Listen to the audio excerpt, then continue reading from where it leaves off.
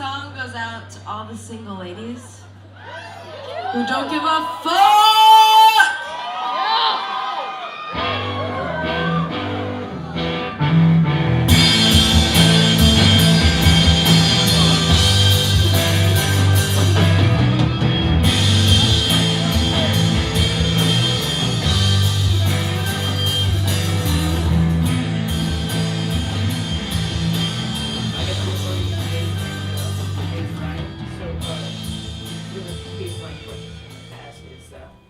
What motivates you guys to make music? What inspires you? Where did it begin for you guys?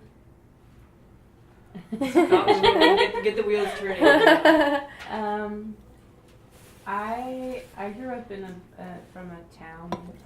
I'm from a town. Let's see, what motivates me to play music? I'm from a town that's very musical in terms of like DIY culture, so I grew up around it. Uh-oh. Didn't like your answer. I'm from Anacortes, Washington, which is like a really DIY music culture. So I just had music all around me when I was growing up. I don't know about you all. My answer is kind of the opposite. I feel like I didn't have. The only person I knew like that played music was my cousin. He had a guitar that he wanted a guitar and then never really played it. And so I picked it up, and I didn't have any friends growing up, so that was kind of like my thing. I felt like special. It was like my own little world, and I would play in my closet. So it's kind of the sad answer, but it's true. It was like my only friend for a long time. Yeah. I grew up in the suburbs, and instead of getting obsessed with Eminem, I got very into pop punk Christian band MXPX, and that started it all. I just fell in love with the bass after that band, and it's history ever since. Right on. Yeah, I think I don't know. I haven't thought about this in a while, but It's like it's just funny. Yeah, I just can't imagine doing anything other than music. I guess I was kind of raised in a musical family, so We'll make do. Carry on. Like, I'm a good editor. Yeah. Don't worry. Sweet. All right. So, in the context of genders, how did everything come to be? You guys meet each other through? I've heard everything from Craigslist to lifelong childhood friends. So how did genders come to be? Well, Maggie, Steve, and I were in a band called Youth, and Catherine was in a band called Forest Park that both broke up kind of at the same time. And we ended up getting in touch with Catherine, and she wanted to play drums, and Steve wanted to switch to guitar when Steve previously played drums in Youth. And it just worked out. And it's formed, and the chemistry was right off the bat, and never really questioned it ever since. We kind of melted together a little bit. Yeah. So how do you in a band dynamic? How do you balance out the different I guess styles of music that you're interested in, and how does that all come together in a cohesive kind of environment? I think we try to be like pretty democratic, so like I think that actually helps us because like all of us do have different tastes and different interests, but we all just kind of write our own parts and like build songs that way. I mean, one person might have an idea for a song, but we still kind of all bring our influences to the table. I think that's what keeps it like a band and not like a solo project, is that we all kind of like put our own flavor onto it. Yeah. So Good answer. what was the biggest challenge for you guys in bringing Get Lost to life? Was it the financial support of getting in the studio and knocking down the tracks, the audio engineers? Was it just the creative process? What was the biggest challenge along the way for you guys? I think day jobs was the Yeah. biggest challenge. Like, our friend Michael Darish recorded it for free with us, and he has a home recording studio called Lamplight Studios. And he, is a good friend and likes our music and offered to record and, like, mix it all for free. which was really generous. It was just like he had a day job, like we all have day jobs, so it's like finding time where we could actually get in there to record. It just took a long time. But other than that, I mean, it was a great, like, really fun process working with him. But it's just a matter of, like, coordinating schedules. I feel like that's, like, kind of always the biggest hurdle in the band is, like, coordinating our schedules. Yeah, the record took a really long time, and I think a lot of people thought that was because we, like, were planning everything out and working super hard, and it was really, like, we only recorded 1 day a week. So I it imagine, took you so know, long. with you know, making a few songs here and then testing them out on a live audience, does that kind of feedback from the audience influence how, like, what makes it onto a record after a while? I don't really notice that much feedback from the audience. Like, more than just like, good job, that was great. Yeah, I feel like it's, I mean, we really didn't, I mean, I guess we played some of them previously to the record, but I feel like a lot of this stuff we kind of just recorded pretty quickly. Yeah. I think just playing it, like, playing the songs live, like, every night, they just start changing and you get different ideas and, you know. Yeah. I don't think it's as much as, like, anything that the audience says, just so much as, like, you know, you get bored playing the same song every night and you're like, ooh, what if we did this? And it just kind of, like, changes a little bit. So does that improvisation have a space in your guys' set where you leave room to kind of tweak things that might make a long-term impact on how you present a song in the future? I think sometimes, like, I mean, our songs are always kind of open, like, at least for me, I always, like, kind of play around with stuff. And I think we kind of, like, work on songs gradually. I mean, I don't know, what do you guys think?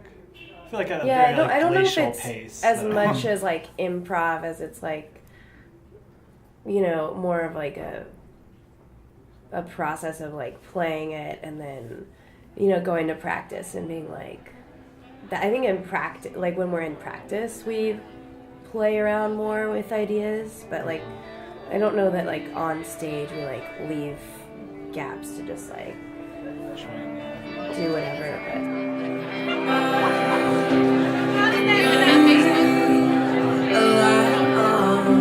So you can come inside.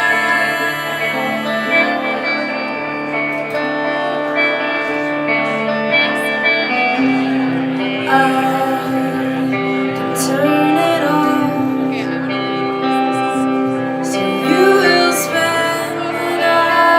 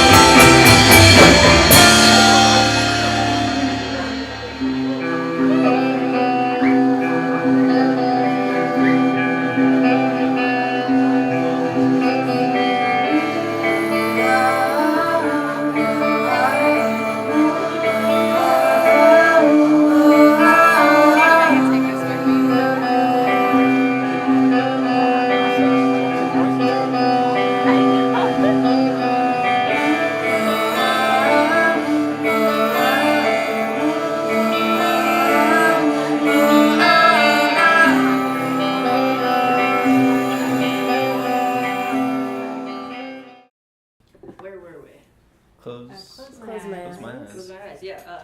For me personally, it really reminded me of the kind of atmosphere I got when I listened to Moon in Antarctica, Modest Mouse, the Custom Concern instrumental.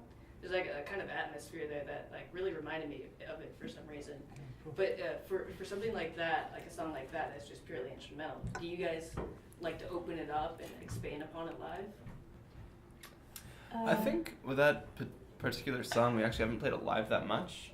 It Just started because as it's our only song that's in a different tuning. No. No, you're not thinking You're, of it, you're yeah. thinking of the wrong song. that song is actually just we have a song called Twin Peaks, and there's a part in it that's kind of like metally, and it's actually I don't know where like else just a part of that song played by It seems itself. like a lead-in. Yeah. It's an intro to a song, And- and we wanted to just. I think that was We- one like an example of something that came about during practice. We were practice, like, so let's it's- play it really slow It and was kind of a sludgy. joke. It was like sludgy and metal, and like Yeah. we're just like, let's be loud. And I think we wanted to do Yeah. it for the April Fool's. Like we had like an April Fool's show, or we were talking yeah. about an April Fool's show or something. We wanted Well, to play a metal set. Yeah.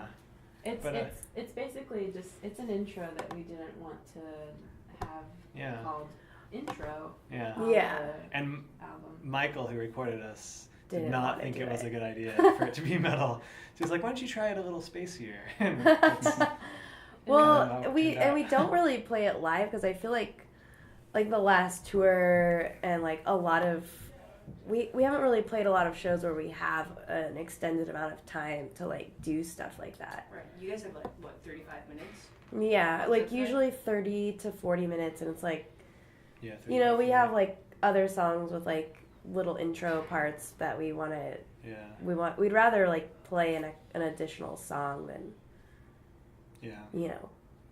But I like jam that out. Modest Mouse comparison. That's good. Well, yeah. I mean, I was just into that record for a while, and Yeah. I listened to that. And it just reminded me of Custom Concern instrumental in that record. But so, would you guys be able to take me through the process of one of your songs from inception to completion, like, or what it might take for you guys to say, okay, this song is done. Like, Yeah. what allows you to let go of like making a specific song?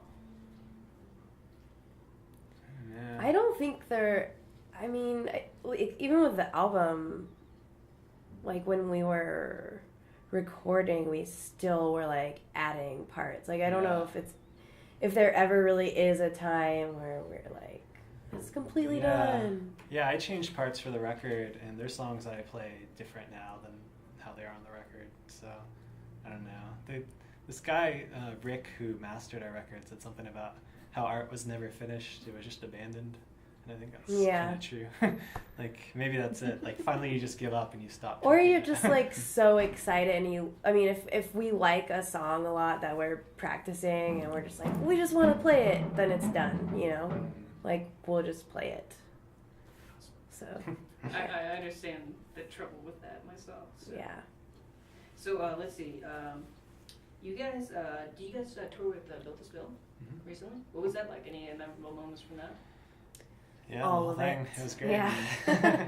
Where'd you guys go? Around the U.S., up in Canada, Mexico? anything like All that? over the Just around the U.S. Yeah. Yeah. Where are those guys like? They're the sweetest, So nice. sweetest guys. Do you develop like kind of like an older brother syndrome, like on a tour with other bands that like have I don't know how long Built to Spill has been playing music, the better part of over a decade. Yeah, You guys- well, right, like 20 years. 20 years, yeah. Yeah. Like, do you guys get any tips and tricks, anything that you've learned along the way of surviving? Yeah, I think we all learned some stuff from them. I don't know. I don't know. I mean, they're pretty just like really laid back dudes and like also really Yeah. respectful. There was no like you should do this or like maybe you should try this. It was just like They weren't really pushy, yeah. they were really respectful and would always be like very complimentary of us, and you know, if we had questions they would answer questions, you know, like I don't know about like guitar tech stuff or you Yeah, know, like talking if we about had touring pedals. questions like, Yeah. but I mean at this point they all just kind of take it pretty easy, so it's They're like kind of quiet. yeah, kind of quiet and super laid back. Yeah. So, May, you did the cover art for the Yeah. album, right? Yeah. So I'm curious if there are any underlying themes or symbolism in the cover art that kind of complements the theme of the record? Any themes of the record? Not really. It's just a bunch of images that I liked, and I just sat and like cut out images for a long time, rearranged them for like a lot of hours. I don't know. Did you hear what's next on you guys' agenda? Are you guys coming out with any music videos? Because I know you guys did some work with KPX or the Portland Broadcast. You guys did some OPB, yeah. Yeah. Some videos there. We probably should make a music video. We have. I've understood that We have bands make tentative music plans. videos. Yeah. With the Banana Stand Media guys. I've also just been kind of working on new songs. We're gonna go on a tour in March, just a West Coast tour, and then come back and hopefully record again. So is there any place like along the tour that you guys really look forward to getting back to, a venue, a place in particular in the U.S. We're playing the True for It Music Festival in Boise, Idaho. I'm really looking forward to playing that again. That was the first time we played with Built to Spill last year. Was at that. And we'll be So playing. Festival. that's a special place for you Yeah, guys. Huh? and we'll be playing with them there again. Yeah. This year too, actually. Yeah. Do you guys It's a really fun festival. Yeah, it's great.